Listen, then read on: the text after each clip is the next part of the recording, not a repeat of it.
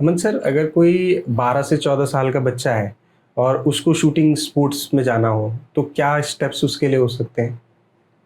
सबसे पहला जो स्टेप है वो एक शूटिंग एकेडमी आपके उस एरिया में नियर बाय पहले कोई शूटिंग एकेडमी आपको देखनी है जहाँ पे बच्चे को शूटिंग के बारे में इंट्रोड्यूस मतलब बेसिक नॉलेज मिल सके हम्म, कि what is the shooting, shooting है क्या, हम्म, हम्म, वो किस तरीके का गेम है।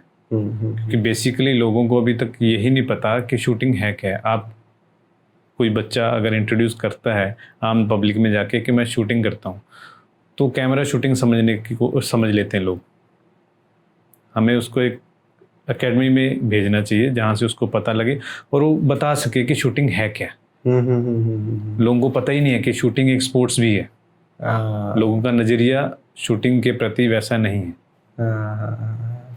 पहला स्टेप हो गया कि उसको एकेडमी जाना चाहिए यस, और एकेडमी में बेसिक समझनी चाहिए। समझनी चाहिए। तो सर, दूसरा स्टेप क्या हो सकता है? सेकंड स्टेप में सर उनको अपने लोकल मैचेस, जो भी शूटिंग के मैचेस होते हैं, प्राइवेट एकेडमीज़ करवाती हैं या डिस्ट्रिक्ट लेवल पे चैम्पियनशिप होती है, उसमें पार्टिसिपेट करना चाहिए ताकि उस बच्चे को उस गेम के बारे में समझ आ सके, वो ब्रीफ करना सीख सके किसी के सामने कि ये शूटिंग है क्या चीज़।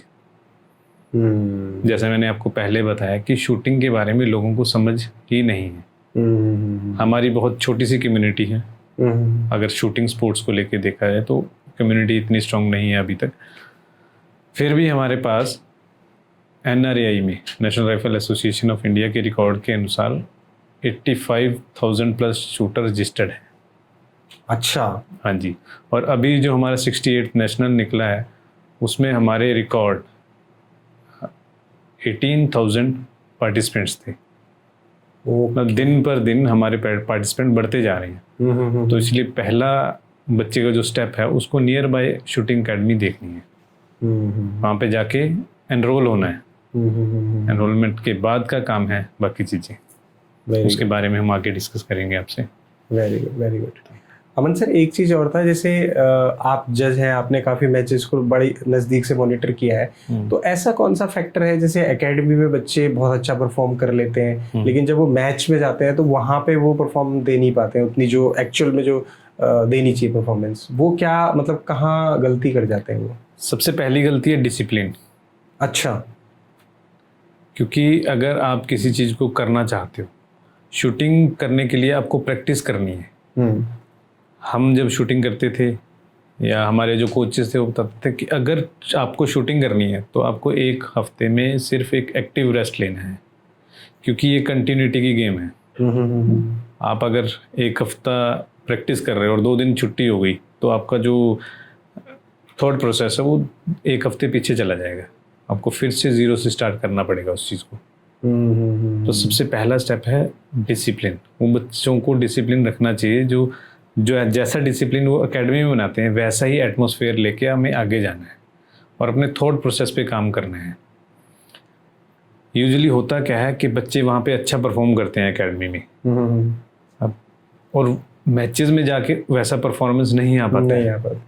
उसके पीछे का रीज़न है थॉट प्रोसेस, क्योंकि वहाँ जाके वो स्कोर के बारे में सोचना शुरू कर देते हैं।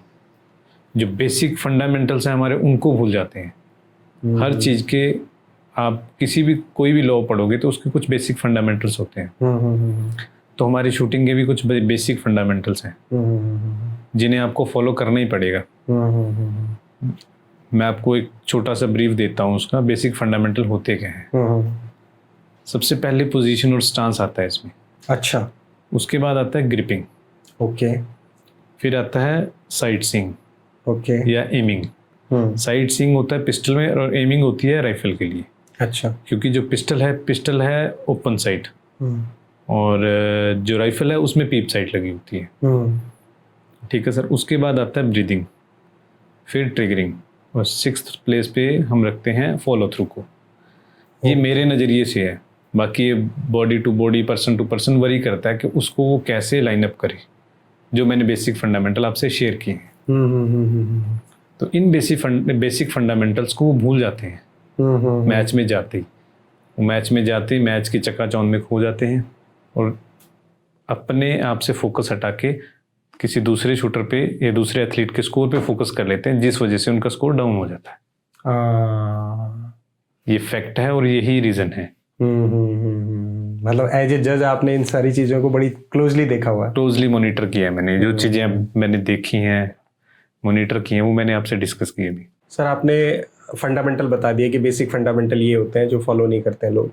अब एक क्वेश्चन आता है कि लोग कहते हैं कि जो शूटिंग है वो माइंड का गेम है, 90% माइंड का गेम है, तो माइंड लेवल पे भी लोग मिस्टेक्स करते हैं, वो क्या होती हैं? एक्चुअली इसको मैं थोड़ा सा करेक्ट करता हूँ आपके माइंड गेम वाली बात को।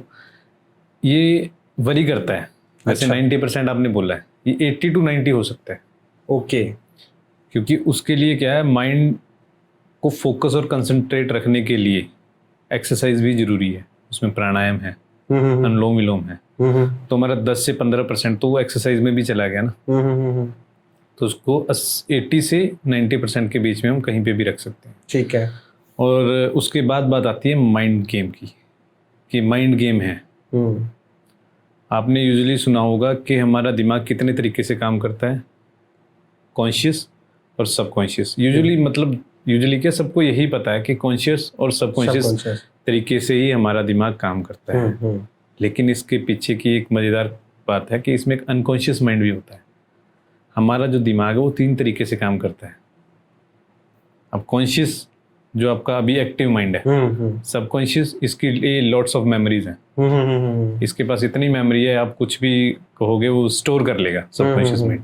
लेकिन जो अनकॉन्शियस माइंड है वो क्या है, उसके ऊपर हमें काम करना है। वो हम प्रैक्टिस कर रहे हैं, हम कोशिश कर रहे हैं कि अब सबकॉन्शियस माइंड में हमारी प्रैक्टिस बैठ जाए। जो हम टेक्निक्स फॉलो कर रहे हैं वहाँ पे हम स्टोर कर लें उसको। लेकिन बीच में ये अनकॉन्शियस माइंड छलांग लगाता है, ये पिंच करता है बीच बीच में। जैसे एथलीट प्रैक्टिस कर रहा है बहुत अच्छी, और जब उसका मैच है, मैच के दौरान उसने एम किया और एकदम से कुछ अलग थॉट आ जाएंगे दिमाग में जो कभी उसने सोचे भी नहीं थे। Okay, that is unconscious mind. उसके पास वो वेरिएबल चीजें हैं जो कॉन्शियस और सबकॉन्शियस माइंड के पास नहीं है। जैसे यूजुअली कोई बच्चा एकेडमी आ रहा है, रोज की तरह आ रहा है अपने रास्ते से, पाथवे से, उस पाथवे पे कोई घटना हुई, एक्टिव माइंड ने पकड़ी नहीं ना, उसने स्टोर की, लेकिन अनकॉन्शियस माइंड ने देख लिया कि रास्ते में कुछ तो हुआ था। अब वो कब बताएगा उसको, जब उसका मैच आएगा। ओके।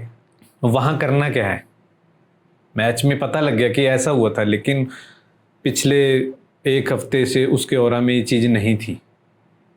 तो वहाँ उसको अपने माइंड को ऐसे ट्रेन करना है कि उस समय एथलीट रुक सके, ब्रेक ले सके कि मेरे को ये शॉट एग्जीक्यूट नहीं करना है।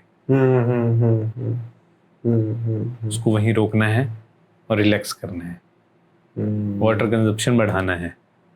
ओके। मतलब ये एक बेसिक नीड है, वाटर कंजप्शन बढ़ाना है बच्चे को। क्योंकि जब हम खड़े रहते हैं एक जगह, प्रैक्टिस करते हैं 3-3, 4-4 घंटे, तो वो शुगर लेवल डाउन हो जाता है, जिसके बारे में बहुत कम लोग बात करते हैं। अब शुगर लेवल को लेवल कैसे किया जाए, अब कैसे किया जाए, अब करेंगे तो वो स्ट्राइक करेगा। तो सबसे जो अच्छी चीज़ है वो पानी है, उसको वाटर कंजप्शन बढ़ाना है, हर थोड़ी थोड़ी देर बाद सिप सिप लेना है। ठीक है, ताकि वो माइंड रिफ्रेश हो सके। बहुत बड़ी बात कही है आपने।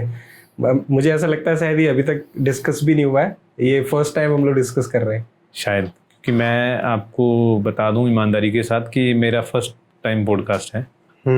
इससे पहले मैंने छोटे छोटे सेशन लिए हैं, स्कूलों में लिए हैं, कॉलेजेस में लिए हैं, बट पॉडकास्ट ये पहली बार है। होप्सो मुझे लगता है कि शायद किसी ने ना डिस्कस किया हो।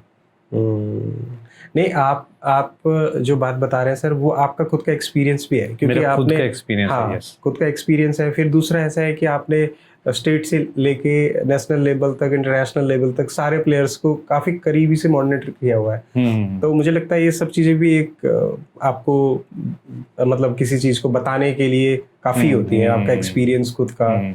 इंटरनेशनल तो देखिए मैंने अभी तक 3 ही इवेंट किए हैं इंटरनेशनल, तो ज़्यादा इंटरनेशनल का एक्सपीरियंस नहीं है। लेकिन जितना भी है वो मेरे हिसाब से तो काफ़ी है। बहुत है सर, बहुत है, अपने आप में बहुत होता है। और मैं कहीं पे अभी पीछे पढ़ रहा था न्यूज़ में कि हमारे इंडिया में जितने अभी तक स्पोर्ट्स हैं उन स्पोर्ट्स में जैसे आपने बताया कि अभी हमारी शूटिंग की उतनी अवेयरनेस नहीं है, लेकिन अवेयरनेस ना होने के बावजूद भी हमारे पास शूटर्स की जो काउंट है वो मेरे ख्याल से काफ़ी बड़ा काउंट है, जो अभी तक मेरे ख्याल से काफ़ी कंट्रीज में नहीं है उस लेवल पे। और जैसे पीछे कुछ मैचेस हुए थे, शायद इंडिया ओपन हुआ था या क्या हुआ था, तो वहाँ पे जैसे आपने बताया कि इतने नंबर्स में हमारे पास शूटर्स थे, तो वो भी एक अपने आप में बहुत बड़ा ऐतिहासिक कदम था कि बहुत बड़े लेवल पे लोग वहाँ पे आए थे, काफ़ी बड़ा नंबर था। एक्चुअली हमें तो नहीं पता था, लेकिन हमने वो न्यूज़ के जरिए हमें भी पता चला कि इस बार नेशनल में 18,000 प्लस काउंट्स थे हमारे पास, जो अभी तक पार्टिसिपेंट्स थे, जो अभी तक का रिकॉर्ड है अभी तक का। बिल्कुल। तो वो कहीं ना कहीं सर है, अवेयरनेस बढ़ रही है धीरे धीरे करके। हाँ, धीरे धीरे बढ़ रही है। लेकिन जैसे छोटे टाउन्स हैं, छोटे गांव हैं, वहां पे पकड़ अभी इतनी मजबूत नहीं है।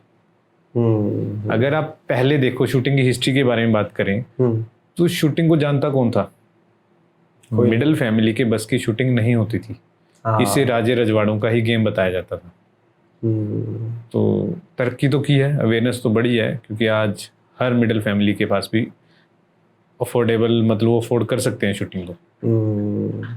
पहले ये ट्रेंड भी था कि ऐसा बोला जाता है कि शूटिंग जो है वो अमीरों का गेम है जी, क्योंकि मेरे ख्याल से इक्विपमेंट एक्सपेंसिव थे और कोचेस कम थे, अवेलेबिलिटी नहीं थी। जी जी जी, है ना। और तो मुझे लगता है लोकल मैचेस कम होते थे, आपको खेलने के लिए दूर जाना पड़ता था। तो आज ये सारी चीजें मिथ जो है वो खत्म हो रहे हैं, धीरे धीरे खत्म हो रहे हैं सर।